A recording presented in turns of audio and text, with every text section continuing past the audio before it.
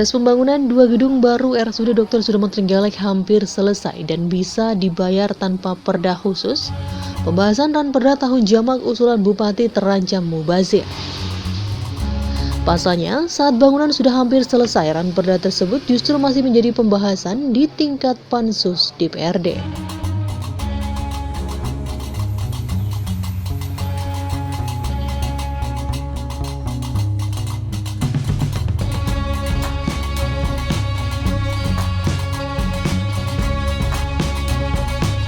Pembahasan rancangan peraturan daerah atau ranperda pembiayaan tahun jamak sudah dilakukan di DPRD Trenggalek sejak tahun 2021 lalu.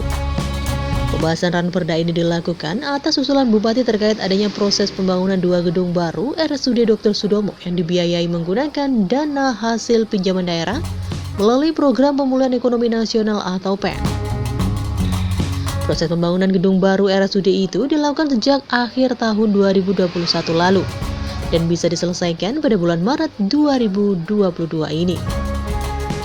Meski demikian, hingga saat ini pembahasan ranperda tersebut belum usai. PJ Sekretaris Daerah atau Sekda Trenggalek Andrianto menyampaikan progres pembangunan dua gedung baru RSUD sudah berjalan sangat baik. Bahkan pembangunannya bisa diselesaikan lebih cepat dari batas waktu yang ditentukan. Proses pembayaran bangunan tersebut dilakukan dengan 3 tahap. Pembayaran pertama sudah dilakukan saat pembangunan mencapai 25%. Kemudian pembayaran tahap kedua dan ketiga dijadikan satu setelah bangunan selesai. Proses pembayaran ini juga tidak harus menunggu selesainya ranperda tahun jamak. Baik, ya, jadi di dalam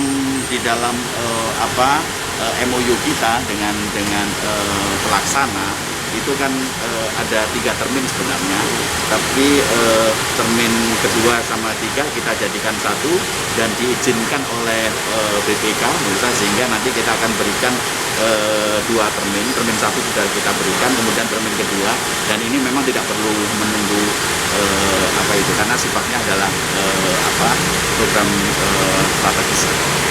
Jadi untuk tahun jamaknya tidak ada gunanya Pak, akan diselesaikan nanti. Ya segera diselesaikan dan itu kan bisa direvisi.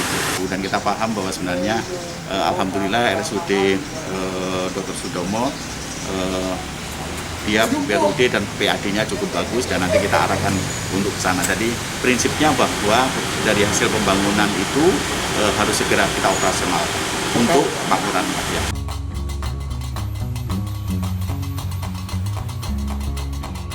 Andrianto juga menambahkan, meski proses pembayaran pembangunan gedung baru RSUD itu tidak memerlukan perda pembiayaan tahun jamak, namun pihaknya berharap agar pembahasan ranperda tersebut bisa segera diselesaikan.